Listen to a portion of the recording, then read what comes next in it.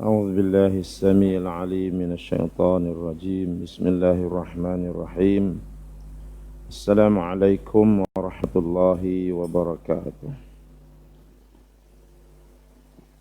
الحمد لله رب العالمين وبه نستعين على أمور الدنيا والدين أشهد أن لا إله إلا الله وأشهد أن محمدا عبده ورسوله اللهم صل على سيدنا محمد وعلى آله وأصحابه أجمعين أما بعد.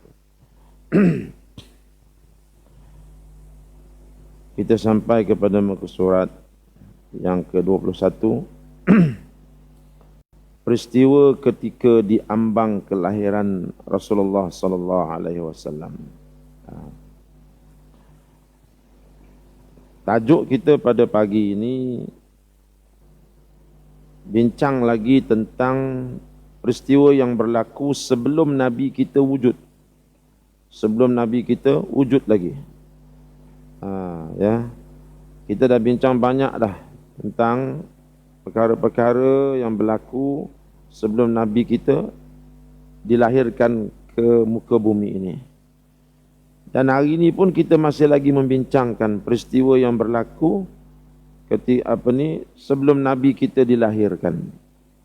Allah Ta'ala takdirkan peristiwa ini berlaku dan tak lama lepas tu baru Nabi kita dilahirkan. Ya, telah kita sebutkan pada pertemuan-pertemuan kita yang lalu, semua peristiwa-peristiwa ini dicatat oleh ulama-ulama sirah dalam kitab-kitab mereka. Kerana apa? Kerana ia akan menampakkan kepada kita bagaimana aturan Allah. Bagaimana aturan Allah untuk memenangkan Nabi kita Muhammad sallallahu alaihi wasallam di muka ini. Ya, Allah Taala sebut dalam surah As-Saff, "Huwallazi arsala rasulahu bil huda wa dinil haqq liyudhhirahu 'ala ad-dini kullihi walau karihal kafirun." Dialah Tuhan yang telah mengutus Rasulnya dengan membawa kebenaran. Untuk apa? Liyuzhirahu, untuk dia menzahirkan Nabi tersebut. Maksudnya untuk dia memenangkan Nabi tersebut.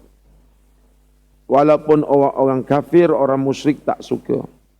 Jadi Allah Ta'ala lahirkan Nabi kita ke dunia ini membawa Islam. Dan Islam itu dilahirkan untuk dimenangkan. Islam itu dilahirkan untuk dimenangkan. Jadi Allah Ta'ala ini sifatnya maha pengasih, maha penyayang. Bila dia nak Islam itu dimenangkan, maka dia aturkan peristiwa-peristiwa yang menjadi sebab untuk Nabi kita ni boleh diterima oleh masyarakat. Tak ada dia lahirkan Nabi kita dibiar gitu je, tak. Sebab Allah ini dia maha pengasih, maha penyayang. Dia nak Islam dia menang. Jadi sebab itu dia aturkan peristiwa-peristiwa kepada Nabi kita daripada sebelum Nabi lahir sampai Nabi wafat. Allah Ta'ala aturkan. Itu yang dikaji oleh para ulama sirah.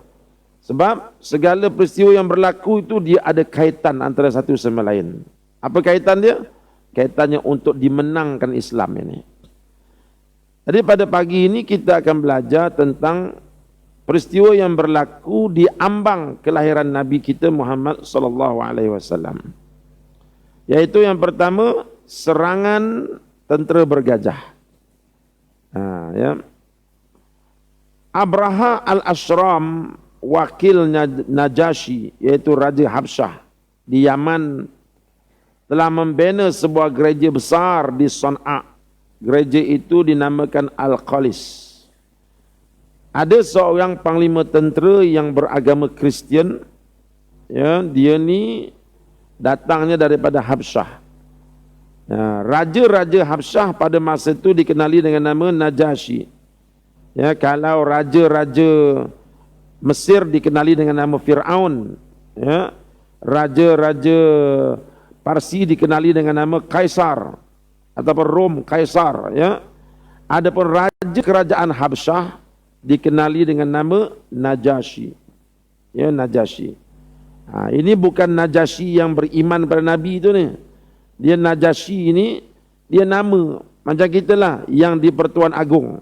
Itu. Jadi yang di Pertuan Agong tu gelaran untuk suatu kuasa yang terbesar di negara kita. Kan, begitu juga kalau di Habsyah, kuasa terbesar tu dalam pentadbiran dipanggil Najasyi. Jadi Najasyi ini dia telah menghantar panglima perang dia bernama Abraha al-Ashram untuk menyerang Yaman, ya, untuk menyerang Yaman.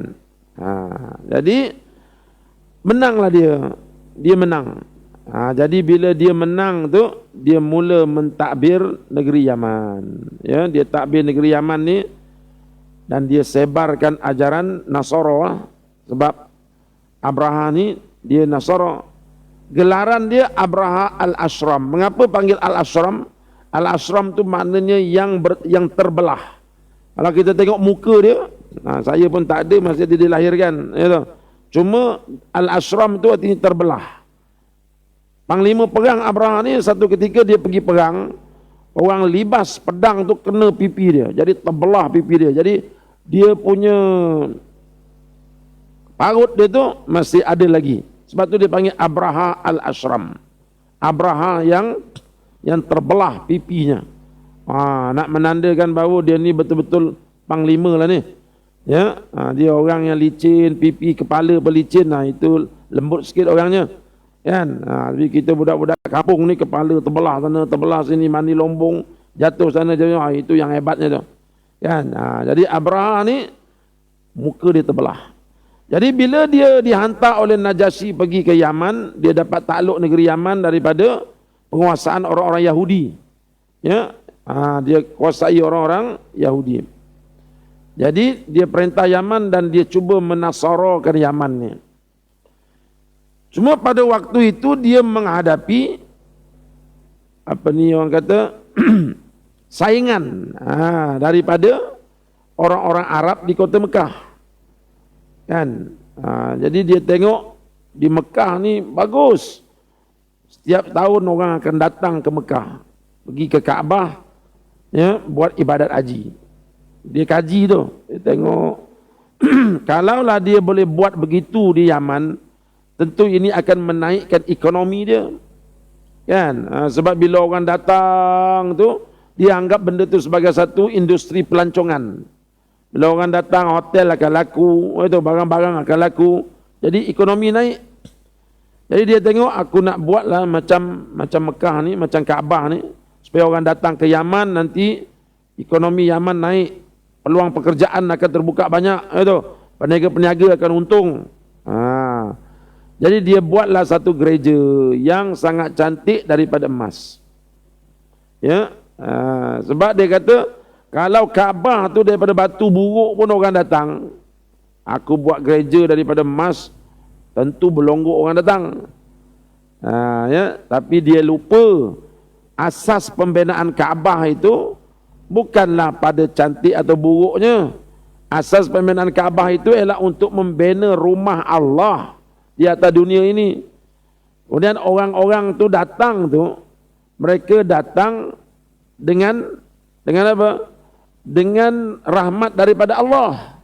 Mereka datang selepas Nabi Ibrahim buat rumah Kaabah tu, maka Allah Ta'ala suruh Nabi Ibrahim panggil manusia, ya, seru manusia supaya datang. Sampai Nabi Ibrahim confused, macam mana saya nak seru sampai ke ni seruan saya ni, dulu mana ada WhatsApp, mana ada mikrofon. Allah kata seru saja, itu kerja aku. Jadi itu yang sampai sekarang orang berlonggok-longgok pergi ke Kaabah. Kan? Sebab menyahut panggilan seruan Nabi Ibrahim sampai sekarang, sampai hari kiamat.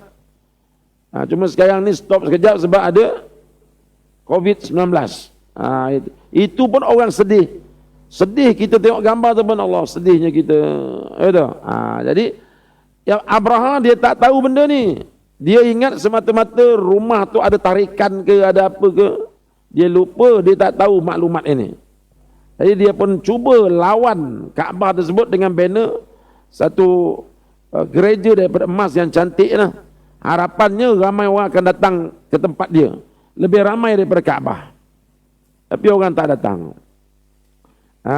Bila orang tak datang ni tuan-tuan, kos belanja dah banyak habis. Itu. Ya. Hati pun sakit. Sakit hati ya. Sebab apa? Sebab pembinaan dia tu bukan pembinaan kerana Allah. Ya, pembinaan kerana nak tarik pelancong ramai datang ke tempat dia. Ya, jadi apa saja benda kita buat kalau bukan kerana Allah, tak jadi kita akan sakit hati. Tapi kalau benda tu kita buat kerana Allah, tak jadi pun kita gembira. Sebab apa? Sebab kita buat kerana Allah, Allah sentiasa bagi pahala kat kita. Berjaya tak berjaya, pahala tu tetap kita dapat. Itu beza orang buat satu benda kerana Allah ataupun kerana dunia. Abraha dia buat kerana dunia. Jadi saingan tersebut diketahui juga oleh orang Arab. Orang Arab pun risau juga, orang-orang Arab yang tak beriman ni, para peniaga-peniaga, pemilik-pemilik hotel ni, dia tengok, wah dah ada saingan pula dekat Yaman. Ya, nanti orang datang sana kurang pula pelanggan kita dekat Mekah ni, macam tu. Ini Arab-Arab yang tak beriman lah ni. Ya, jadi mereka ini lihat pembinaan Al-Qalis ini satu saingan. Sehinggalah pada satu hari seorang peniaga Arab pergi ke sana, dia tengok orang tak ada kat gereja tu, dia pun buang air besar, dia sapunya najis dia dekat dinding gereja tersebut. Ya, bila sapu tuan-tuan, keringlah tahi manusia tu, cepat kering kan. Maka Abraha bila padri itu sampai, dia tengok-tengok, ya Allah, habis rumah suci kita telah dinajiskan oleh orang. Maka Abraha pun dipanggil. Abraha ni dia ada satu kelebihan, dia cium tahi orang, dia tahu orang tu daripada mana. Kan? Dia cium tengok, ini ada bau roti sikit ni. Kan? Mungkin ada bau apa, ini mesti Pak Arab punya ni. Itu yang dia serang tu, dia kata siapkan tentera bergajah kita. Berapa dia suruh siapkan tentera bergajah? Sebab hati dah sakit. Betul tak? Benda tu datang daripada pesaing dia. Sebab dia buat benda bukan kerana Allah, tiba-tiba pesaing dia tu sakiti dia. Oh, dia akan mengamuk. Mengamuk dia. Berbeza kalau kita buat kerana Allah. Ya, apa pun kita akan tetap bersyukur pada Allah. Jadi dia marah dia tu sampai dia arahkan supaya disiapkan satu bala tentera bergajah. Ya, dia nak ajar orang Arab ni. Hati dah lah sakit, dia punya gereja tak laku. Kemudian dia buat gitu pula, lalu dia berserang. Itu yang dia bawa tentera dia tu pergi ke Mekah. Ya, itu yang disebutkan di sini. Abraha al-Ashram, wakil Najasyi, yakni Raja Habsyah di Yaman, telah membina sebuah gereja besar di Son'a. Gereja itu dinamakan Al-Qalis. Tujuan dibina untuk menyaingi Kaabah dan mengalihkan tumpuan bangsa Arab mengunjungi Mekah untuk ibadat haji. Ya. Bismillahirrahmanirrahim.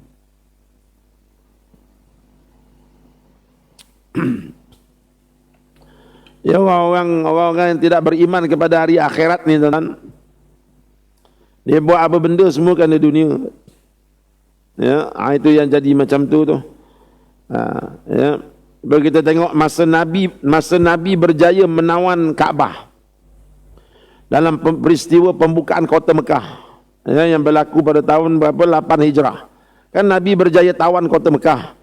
Ya, bila tawan kota Mekah tu, Nabi runtuhkan berhala-berhala dekat atas Kaabah, dekat depan Kaabah, dalam Kaabah semua dia runtuh. Nak tukar jadi pentadbiran Islam. Siapa dengki dengan dia? Yang dengki dengan dia adalah orang-orang Taif. Orang-orang Taif. Taif ni siapa? Ahli-ahli perniagaan Arab. Ahli-ahli perniagaan Arab ni dia tengok, sudahlah. Masa Mekah ni di bawah pentadbiran Abu Sufyan, banyak bisnes kita masuk, betul tak? Ya, bisnes kita masuk banyak ni sebab mereka dengan Abu Sufyan satu kepala. Satu kepala, dua-dua musyrik. Bila Kaabah tu jatuh ke tangan orang Islam, habis bisnes kita. Bila asasnya duit, itu yang dia kumpulkan kekuatan tentera yang cukup besar.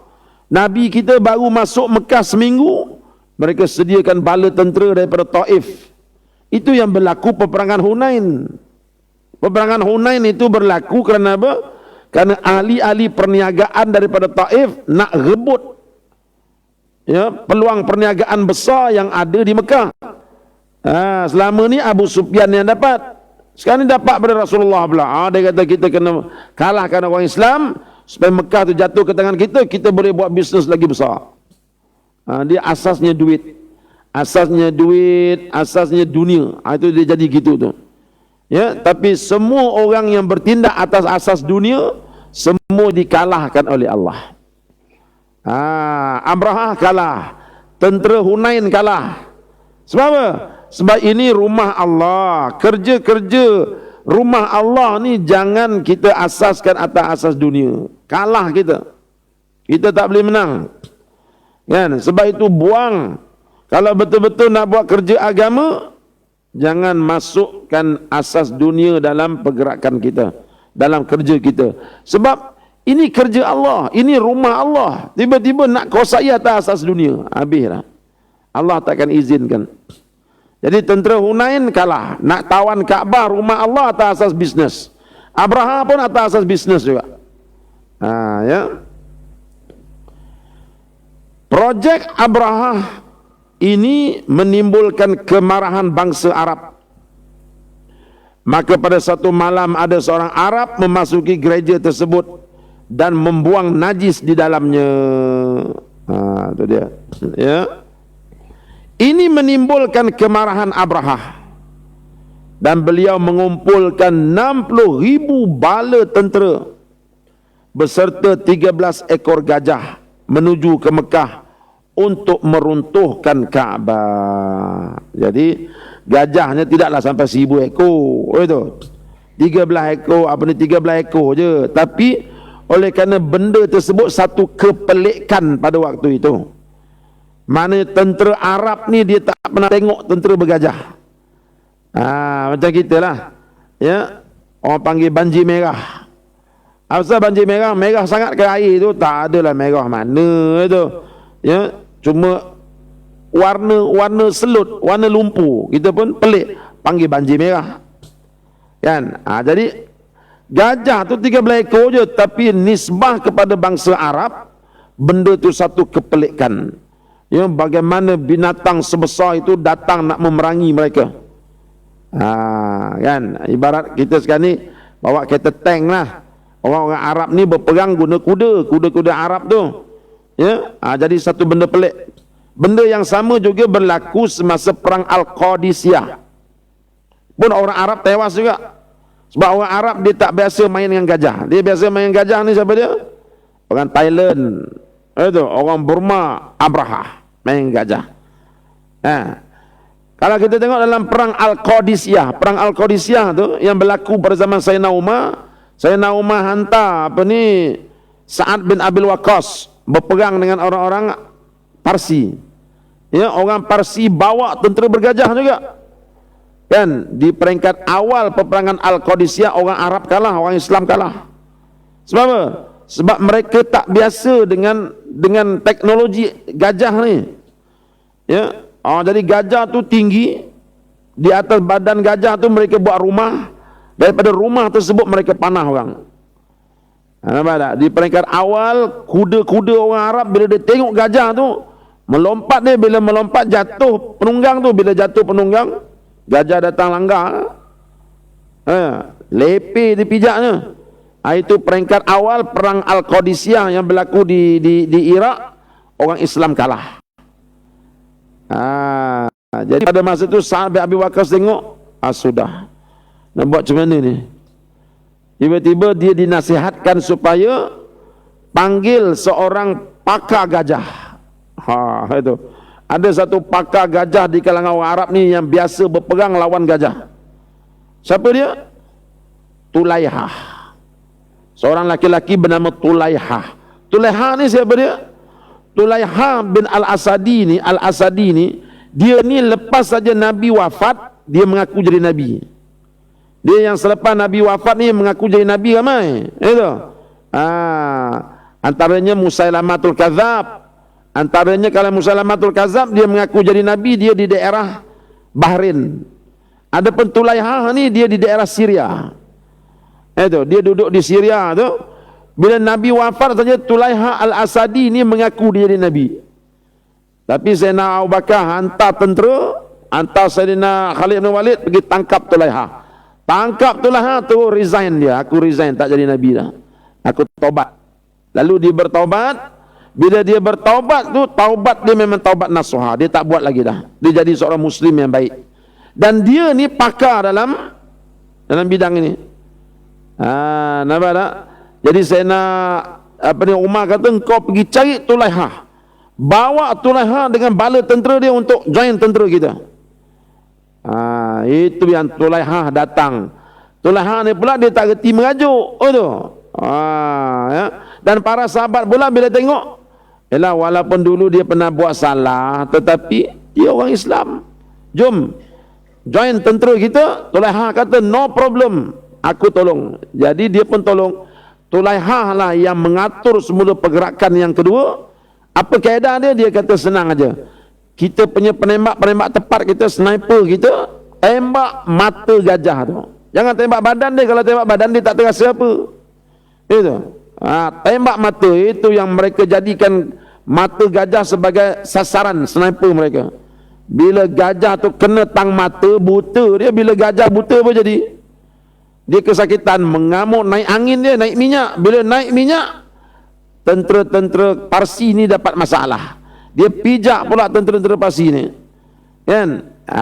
Jadi bila dah kelang kabut gitu, masa itulah tentera berkuda Arab ni datang masuk, semelih orang-orang Parsi ni. Ini cerita tentang tentera bergajah. Jadi orang Arab berdepan dengan tentera bergajah ni dua kali lah. Pertama zaman Abraha, yang kedua zaman peperangan Al-Qadisiyah yang berlaku pada zaman Sayyidina Umar. Ya. Cuma pada masa Abraha datang serang ni tidak ada sniper. Itu. Itu. Orang Arab tak ada kepakaran nak lawan benda ni. Ya. Jadi itu yang Abdul Muttalib, datuk Nabi yang ketika itu jadi penghulu kota Mekah, dia kata kita tak salah lawan. Itu. Tak semestinya bila orang serang kita lawan, tak semesti. Itu, jangan serang, jangan lawan. Kita buat bodoh je. Itu. Kita buat bodoh je, jangan lawan. Sebab kalau lawan, hancur negeri kita. Hancur negeri kita, jangan lawan. Ya. Biarkan. Dia nak untungkan Kaabah, biarkan. Sebab apa? Sebab Kaabah tu bukan rumah kita. Kaabah tu rumah Allah. Itu. Kalau dia berani berperang dengan Allah, silalah. Itu, Allah akan jaga rumah dia. Jadi Abdul Muttalib ni walaupun dia musyrik, sembah berhala, tetapi kesan daripada ajaran Nabi Ibrahim tu masih lagi ada dalam diri dia. Dia percaya Kaabah tu rumah Allah. Kan? Sebab itu dia panggil orang Arab, jom kita jangan lawan Abraha, sebab kehadiran dia akan menghancurkan negeri kita. Negeri hancur kita boleh bangun, tapi kalau orang kita mati macam mana? Itu yang dia panggil orang-orang Arab di Mekah ni, jom kita naik atas bukit, kita serah Kaabah tu kepada Allah. Sebab Kaabah tu rumah Allah, bukan rumah kita. Ya. Berita kemarahan tentera Abraham menimbulkan ketakutan orang Arab, dan mereka melarikan diri ke puncak dan di celah bukit berhampiran. Abdul Muttalib bersama pimpinan Quraisy berdoa di pintu Kaabah, mohon pertolongan Allah Subhanahu wa taala. Jadi walaupun mereka musyrik, kesan ajaran Nabi Ibrahim itu masih ada lagi dalam diri mereka. Mereka berdoa, ya Allah, tolonglah kami. Nampak tu? Tolonglah kami. Ini menunjukkan apa? Apabila manusia itu sudah hilang pergantungannya kepada makhluk, dia bulatkan pergantungan kepada Allah, Allah akan hantar bantuan. Kita hari ini tak bulat, betul tak? Masih lagi bergantung kepada makhluk, kan? Ya, masih lagi bergantung kepada makhluk, Allah tak tolong. Dia bila kita rasa ada makhluk boleh bantu kita, kita bulat betul pada Allah, masa tu Allah tak angkat tangan. Ya. Jadi nak lawan tentera bergajah tak boleh. Pertama sekali Abraha ni dia datang dengan rasa dendam. Orang kalau dendam ni tuan-tuan, dia punya kekuatan dia lain macam. Tak? Orang dendam dengan orang cemburu. Tanya orang perempuan belakang tu. Bila dia datang cemburu tu, kekuatan dia lain macam. Dia boleh masak untuk suami dia 1000 masakan. Sebab masa tu tengah cemburu. Sebab suami dia puji masakan mi bakso orang Indon tu. Oh tu. Oh, dia punya cemburu, datang kekuatan dia. Walaupun demam tu dia masak juga untuk suami dia. Begitu juga orang dendam. Orang berdendam ni kekuatan dia lain macam. Kan? Tak tidur malam dia buat kerja. Nampak tak? Jadi Abrahah ni datang dengan dendam, kekuatan dia lain macam. Datang pula dengan tentera bergajah. Orang Arab Mekah apa yang ada. Jadi sebab tu dia lari naik atas bukit. Kita serah rumah ni kepada Allah. Ya. Apabila Abrahah dan tenteranya menghampiri kota Mekah, tiba-tiba gajah yang ditunggangi mereka tidak mau bergerak ke Mekah. Bila dialihkan semula ke Yaman, gajah-gajah itu terus lari. Jadi gajah-gajah ni tuan-tuan, Allah Ta'ala takdirkan dia tidak mau menyerang kota Mekah. Sebab gajah kan makhluk Allah. Dia tahu itu rumah Allah. Mengapa nak dipijak benda tu? Aku dilahirkan ke dunia ni untuk berzikir menyembah Allah. Itu gajah dia ada zikir dia. Kan? Gajah dia ada zikir dia. Mengapa saya kata gajah ada zikir dia? Ya, sebab Nabi Daud ialah salah seorang Nabi yang salah satu mukjizat dia apa dia? Dia boleh mendengar makhluk-makhluk binatang ini berzikir. Dia dengar. Katak berzikir, itu berzikir, dia boleh dengar. Ini mukjizat Nabi Daud. Ya, ini menunjukkan bahawa binatang-binatang dia ada berzikir. Jadi gajah pun dia zikir juga. Aku zikir memuji Allah. Tiba-tiba kau nak bawa aku pergi runtuh rumah Allah. Tak nak aku. Itu yang gajah tu.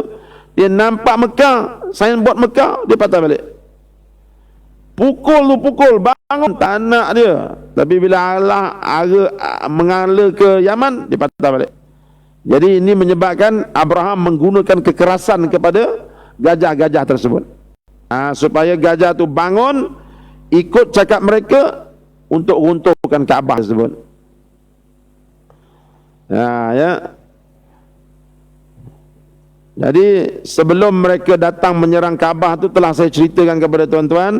Abrahah ni oleh kerana dendam dia kepada penduduk Mekah, dia tak serang dulu. Dia nak orang Mekah ni kalah dalam keadaan hina. Ya, apa dia buat? Dia arahkan tentera-tentera dia masuk ke dalam bandar Mekah tu, curi segala barang-barang yang boleh curi. Itu. Supaya orang-orang Mekah ni bila dia lihat barang-barang dia diambil oleh tentera Abrahah, mereka tak boleh melawan, maka mereka akan rasa terhina. Dia buat begitu. Memang dia ambilnya lembu, ambilnya ayam, ambilnya kuda buat lagi. Orang-orang Mekah nak lawan tak boleh sebab tentera Abraham datang dengan baju besinya, dengan pedangnya, nak lawan tak boleh. Ini akan menyuntik rasa hina dalam diri mereka. Abraham dia nak buat macam tu. Lepas mereka tu rasa hina, kita serang mereka habis-habisan. Ya, itu yang penduduk Mekah mengaku kepada Abdul Muttalib, Abraham telah mencuri barang-barang kita. Jadi ketika itulah tuan-tuan, Allah angkat nama Abdul Muttalib. Sebab apa nak angkat? Sebab nanti daripada Abdul Muttalib ini akan keluar cucu dia nama Muhammad. Ya, jadi Abdul Muttalib masa itu jadi hero. Dia kata tak apa, saya akan pergi jumpa mereka. Dia pun jumpa Abrahah. Abrahah pulangkan balik binatang-binatang ternak yang kamu dah ambil. Ini milik orang kampung. Itu orang kampung ni tuan-tuan. Dia pada dia lembu tu besar bagi sangat bagi dia, sebab dengan lembu kebau tu lah dia nak menggala sawah dia. Habis tiba-tiba lembu kebau tu kau curi, apa aku nak hidup? Itu tiba-tiba Abdul Muttalib selamatkan lembu kebau dia tu. Apa rasa mereka? This is my hero. Ini hero saya. Abdul Muttalib jumpa, pulang balik. Abraham kata, engkau ni pemimpin apalah engkau ni? Aku datang ni nak runtuhkan Kaabah engkau. Ini binatang-binatang ni benda kecil aja. Sepatut kau merayu kepada aku supaya jangan runtuh Kaabah engkau. Ini kau minta binatang-binatang, ini binatang ni boleh cari. Kata Abdul Muttalib, binatang-binatang ini akulah penghulunya, akulah tuannya. Aku nak balik. Adapun rumah yang kau nak runtuh tu ialah rumah tu Allah punya, bukan aku punya. Itu aku serah pada Allah. Binatang-binatang ni serahkan balik. Jadi berapa serahkan balik. Ya. Jadi bila serah balik tuan-tuan, dia dapat binatang tersebut. Apa rasa orang kampung? Orang dah rampas barang dia, tiba-tiba Abdul Muttalib dapat pulangkan balik. Mereka rasa Abraham ni hero dia. Itu semua kerja-kerja Allah nak menaikkan keluarga Bani Hashim. Dia nak naikkan keluarga Bani Hashim. Sebab Nabi nanti akan keluar daripada Bani Hashim. Ya. Jadi nama Abdul Muttalib tu jadi besar. Dan dia bawa orang berdoa depan Kaabah, minta Allah Ta'ala lindung. Tiba-tiba tuan-tuan, Allah Ta'ala hantar burung-burung. Bila burung-burung ababil tu datang, tuan-tuan, orang semua tengok Abraha. Power dia punya doa. Nampak tak? Ya. Jadi nama Abraha tu naik lagi. Nama siapa? Nama Abdul Muttalib tu naik lagi. Orang tengok, ini bukan calang-calang orang ni tu. Ini mana pernah tengok burung-burung ababil ni datang ni. Power doa dia ni. Daripada orang laki-laki ni lah nanti akan keluarnya Muhammad SAW. Jadi sebelum Nabi keluar tu, Allah Ta'ala angkat nama datuk dia tu. Dia punya sum'ah. Dia punya sum'ah. Sum'ah ni tuan-tuan apa dia? Dia punya credibility dia. Ini penting. Ya? Ini penting. Saya ada seorang kawan dekat sini. Arab ni dia cukup jaga sum'ah dia.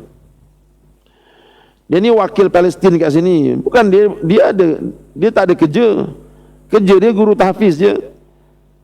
Tapi dia diwakilkan untuk mengurus 12 orang pelajar Palestin datang ke sini belajar di sebuah universiti. Datang, dokumen tak cukup. Terpaksa dipenuhi lah. Jadi bila dipenuhi itu 2-3 bulan juga ambil masa. Jadi dia terpaksa tanggung budak-budak ni. Kan? Jadi sampai dia bergadai, bergolok, segala emas isteri dia habis semua dia gadai. Semata-mata nak bagi makan budak-budak ni. Hanya dia, mengapa kau sanggup buat gini? Dia kata, aku ni diwakilkan oleh Palestin, oleh Hamas untuk uruskan budak-budak ni. Jadi kalau aku tak urus sum'ah aku, sum'ah keluarga aku, habis nanti. Orang akan pandang keluarga kami, keluarga yang tak bertanggungjawab. Baru semalam dia telefon, dia kata emas dah habis dah, emas isi aku dah lorot habis semua dah. Kau tolonglah aku. Ni budak-budak ni nak makan apa ni? Kan? Ni orang Arab dia jaga sum'ah.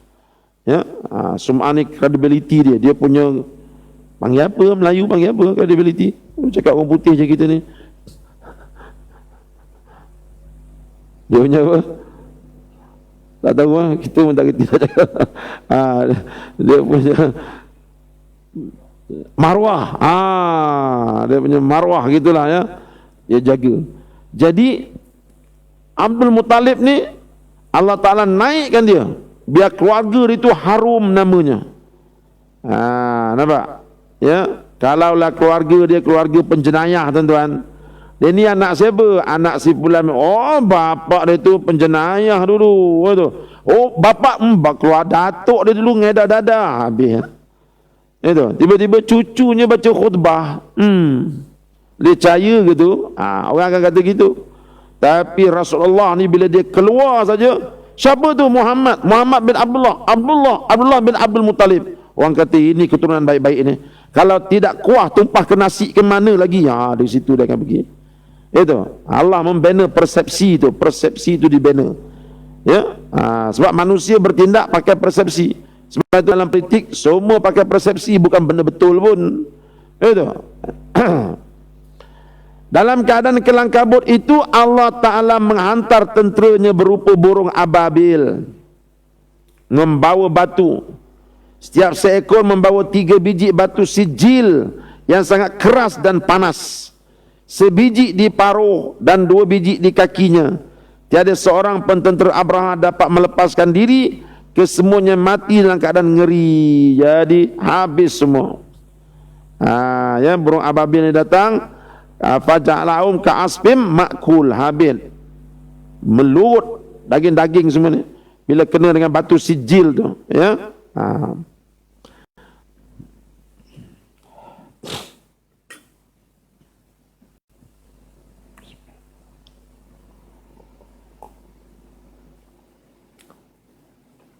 Abraha sendiri mengalami penderitaan dengan jari-jarinya keguguran, dan bila sampai di Son'a jantungnya terburai dari dadanya lalu mati. Ini kematian yang cukup mengerikan. Ya, kita dapat tengok peristiwa ini berlaku pada bulan Muharram 55 hari sebelum kelahiran Rasulullah sallallahu alaihi wasallam. Jadi Selepas 55 hari peristiwa ni berlaku, Nabi pun lahir. Jadi itu sebab dikenali dengan nama dia dilahirkan pada tahun gajah. Artinya pada tahun itulah Abrahah datang menyerang Kaabah dengan membawa gajah. Itu. Jadi orang mudah ingat. Ya, sebab pada ketika itu ya, orang mengingati peristiwa tersebut. Ya. Mengingati peristiwa tersebut, tiba-tiba lahir di ketika datuk dia, nama dia sedang harum ketika Nabi lahir. Jadi apa rasa orang-orang Arab ni? Itu masing-masing datang nak ziarah, masing-masing datang, maklumlah ini zuriat daripada keturunan yang baik ni. Jadi mereka kenal Nabi kita ketika datuknya berada di puncak kegemilangan dia. Jadi cepatlah nama Muhammad ni diangkat. Dan Allah Ta'ala takdirkan sebelum Nabi kita lahir, orang tak guna nama Muhammad. Muhammad ni apa dia? Orang yang dipuji. Tiba-tiba Abdul Muttalib letak nama Muhammad, manusia yang dipuji. Oh, lagi cepat naik nama dia. Kalau ketika itulah tuan-tuan, apa saja yang Abdul Muttalib letak nama semua jadi popular. Sebab apa? Sebab orang tengah popular ni, tengah diangkat, apa saja dia buat orang ikut. Slipper dia pun orang ikut kalau dia tengah popular. Betul tak? Dia makan apa? Oh, dia makan Nestum. Habis Nestum orang beli. Betul? Sebab orang tengah popular, orang tengah naik ni, ketika Abdul Muttalib popular tu, masyarakat angkat dia, cucu dia lahir. Jadi Allah Ta'ala angkat Nabi kita melalui nama datuk dia. Nampak tak? Ya? Itulah kebijaksanaan Allah. Dia memahami rentak gaya manusia berfikir. Ya, rentak gaya manusia berfikir tu Allah Ta'ala tahu. Buat gini, dia jadi gini.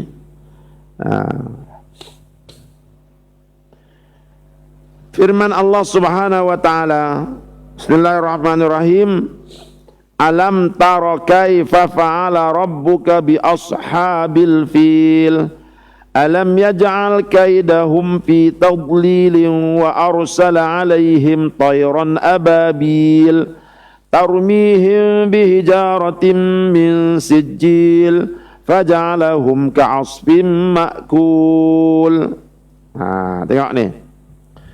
Bila peristiwa ni berlaku, ya, peristiwa ni berlaku, orang Arab semua ingat. Tiba-tiba bila Nabi kita menyampaikan dakwah dia, orang Arab Quraisy lawan dakwah dia. Allah kata bertuah punya manusia, dia ungkitnya balik peristiwa ni.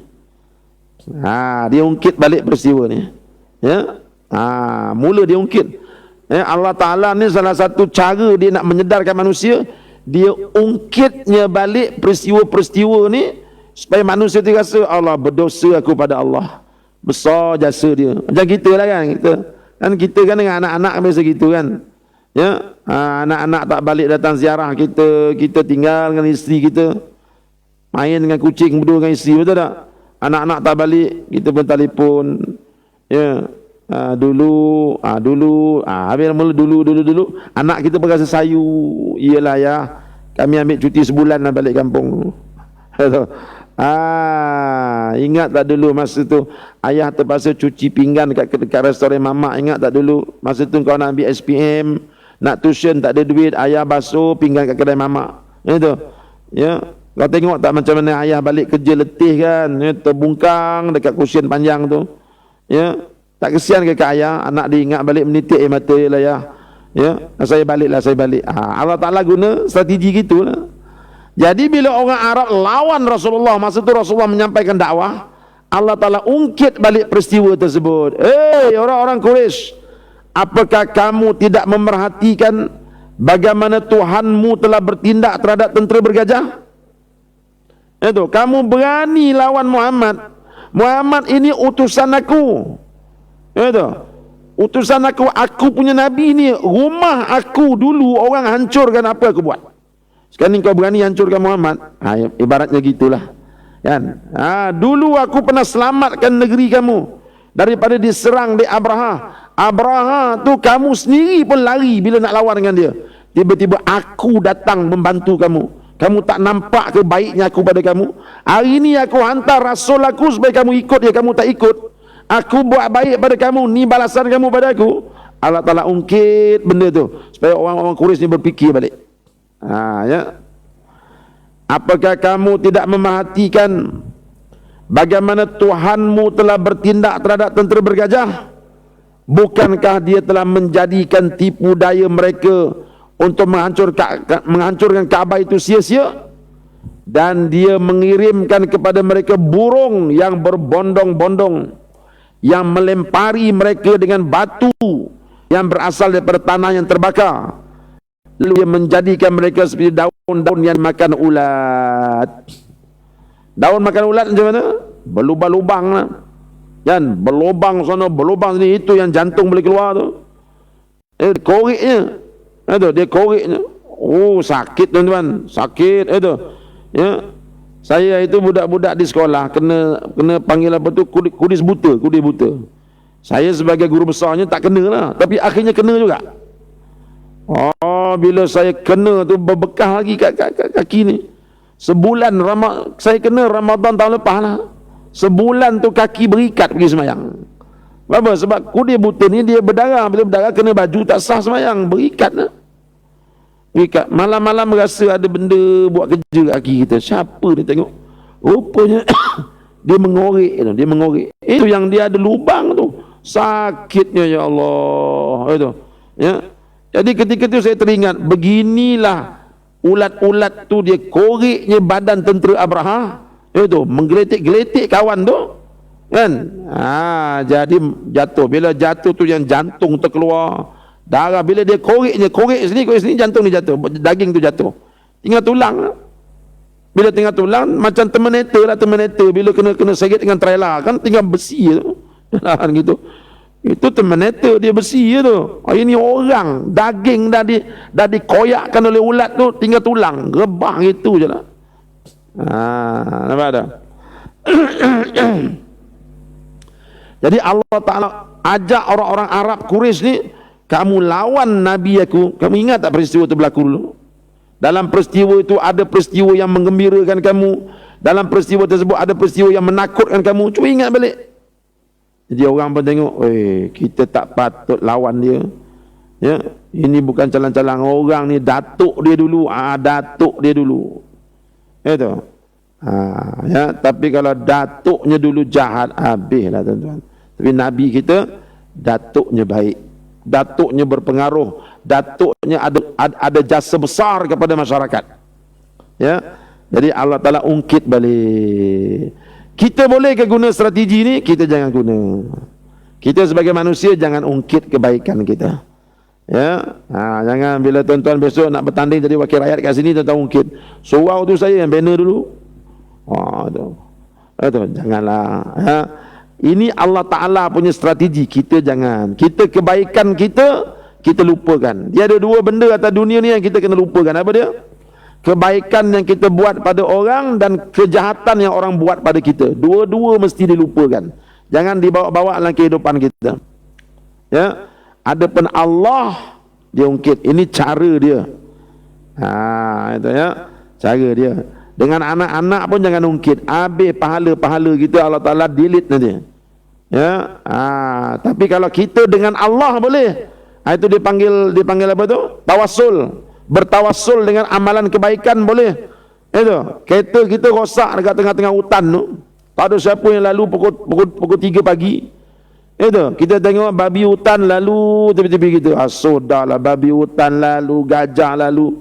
Ketika tu kita tawassul, ya Allah, dulu surau aku orang semayang kipas tak ada. Itu ya, orang semayang berkipas-kipas masa semayang, berlengas-lengas peluh keluar. Itu aku pembelikan kipas ya Allah supaya jemaah tu jadi selesa.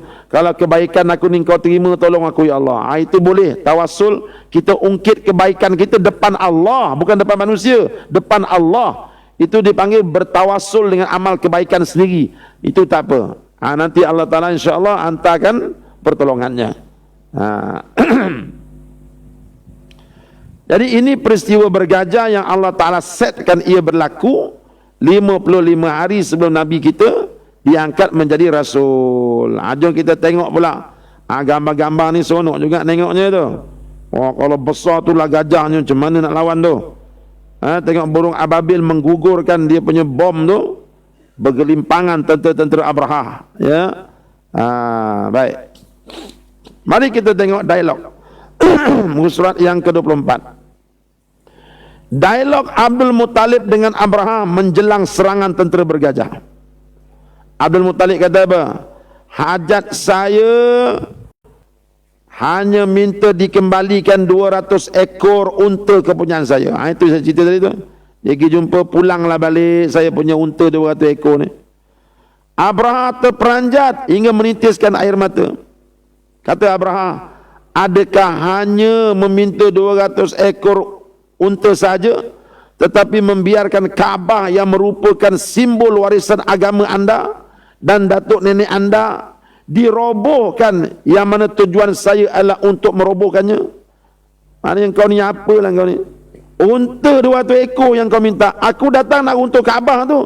Patutnya kau merayu pada aku supaya jangan runtuh Kaabah. Ini unta ni kau minta, ni pemimpin apalah kau ni? Ibaratnya begitulah. Ya tu. Sebab apa tu? Sebab Abraha ni dalam diri dia tidak ada tauhid. Kita orang yang bertauhid lain cara kita. Tahu tak? Kita apa pun kembali pada Allah. Dia tak. Ni apa ni? Apa kata Abraha? Apa kata Abdul Muttalib? Saya hanyalah pemilik unta, manakala rumah ini ada pemiliknya yang akan melindunginya. Jadi unta tu saya ketuanya. Pulang balik. Saya bertanggungjawab kepada rakyat saya nak bawa balik benda ni. Ya, kita kena bawa balik benda-benda yang dirampas dia orang, kita kena rampas balik. Bawa balik. Orang pun tengok ini hero. This is our heroes. Hero kita. Jadi adapun Kaabah tu serah pada kau. Sebab itu bukan rumah aku, itu rumah Allah. Kalau kau berani berperang dengan Allah, silakan. Itu. Sebab tu kita dekat masjid jangan kita menguasai jawatan kuasa masjid. Masjid tu bukan dia punya. Dia hanya diwakilkan oleh Allah untuk mengurus masjid. Masjid tu tetap rumah Allah. Sebab itu jangan kita membuat sistem diktator itu dekat masjid. Itu. Ustaz tu tak boleh ceramah, ustaz ni boleh. Itu. Sebab apa? Dia bukan orang aku, dia bukan satu warna dengan aku, tak boleh. Jangan gitu. Ni rumah Allah. Itu. Ustaz tersebut apa pahamannya pun itu dia punya pasal. Yang penting ini rumah Allah. Dia berhak menyampaikan kuliah agama dia. Itu. Jangan. Ya. Kita ini rumah Allah. Sekejap je Allah Ta'ala akan hancurkan nanti. Diberitakan ketika kelahiran Rasulullah sallallahu alaihi wasallam, 14 lengkungan gerbang bintang istana Kisra Parsi telah runtuh. Api yang disembah Majusi padam dan gereja-gereja di sekitar jajahan Rom telah runtuh. Ini peristiwa kedua yang berlaku, ya, ketika Nabi kita dilahirkan. Nah, ceritanya punya kuatnya aura tu Nabi kita ni. Lahir saja Nabi, api yang dah lama disembah di orang Parsi tiba-tiba padam. Api itu tak padam sebab apa? Api ini disembah oleh orang-orang Parsi. Parsi ketika itu mempunyai tamadun yang hebat, tamadun Parsi. Jadi sekadar nak menyalakan api tak ada masalah lah. Itu duit dia berjuta berbilion. Api dekat gereja dia tu tak jadi masalah kalau dipasang 24 jam. Tiba-tiba api tersebut padam. Padam bukan kerana tak ada minyak. Padam gitu je. Pelik. Sami-sami dia tengok macam mana boleh padam. Macam mana boleh padam. Inilah karamah Nabi kita. Ya, karamah. Itu kata ja'al haq wa zahaqal batil. Telah datanglah kebenaran dan telah lupuslah kebatilan. Ya, ini Allah Ta'ala sebut dalam Quran. Datang saja kebenaran, habis semua. Allah Ta'ala hancurkan kebatilan itu. Ini sebagai nak memuliakan Nabi kita Muhammad SAW. Bukan itu saja, lengkungan-lengkungan gerbang istana Kisra Parsi runtuh. Ya, lengkungan tu. runtuh habis semua.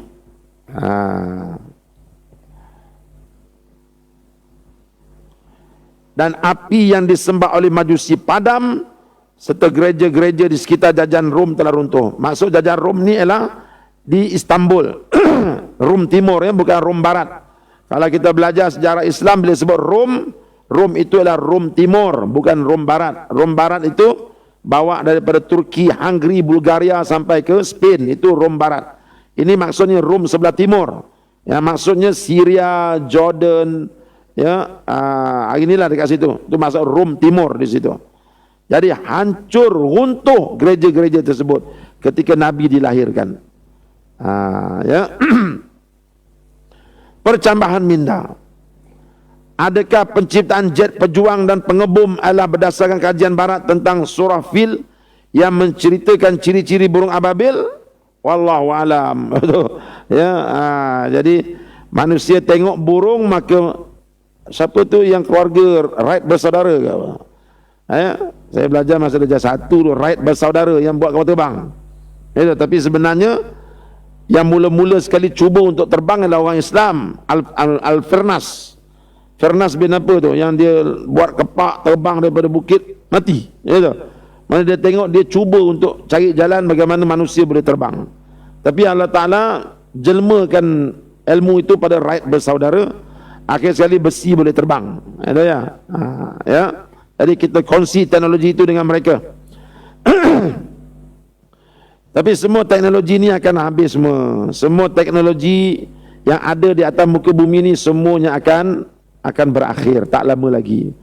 Kapal terbang supersonik ke Sukhoi ke apa benda, semua tu tak lama lagi akan hilang kehebatannya. Sebab apa tu? Sebab bila kita tengok hadis-hadis akhir zaman, hadis-hadis akhir zaman yang kita tengok, peperangan itu berlaku dengan pedang balik. Peperangan berlaku dengan pedang, bukan lagi dengan kapal terbang. Ya. Sebab apa tu? Sebab teknologi ketika itu habis. Nanti sebelum berlakunya kiamat, Allah Ta'ala akan hantar bintang berapi. Dalam hadis Nabi sebut bintang berapi, bintang bereko. Bintang bereko tu hari ni orang tafsirkan meteor yang sedang bergerak menuju ke bumi ni. Bila dia jatuh atas bumi ni, dia mendatangkan satu hentakan yang begitu kuat, bumi ni akan karam selama 40 hari 40 malam. Sampai kita nak tengok depan tu pun kita tak nampak dia punya debunya. Jadi bayangkan bumi kita ni dihentakkan dengan meteor tersebut, habis minyak-minyak semua habis semua, teknologi semua habis. Jadi ketika tu kapal terbang tak boleh terbang, apa benda, kereta kebal pun tak boleh bergerak. Sebab apa? Minyak dah tak ada.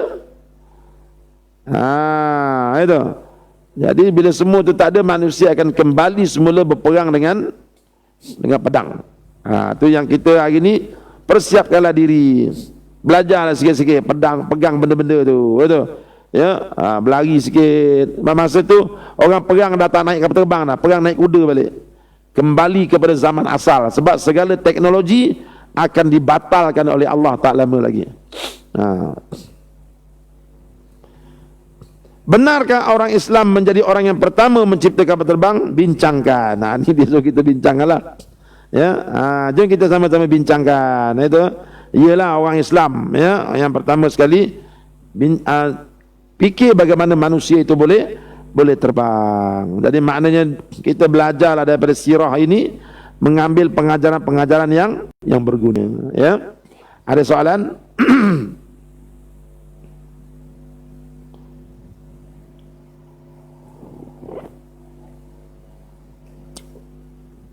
Tak ada, ya. Kalau tak ada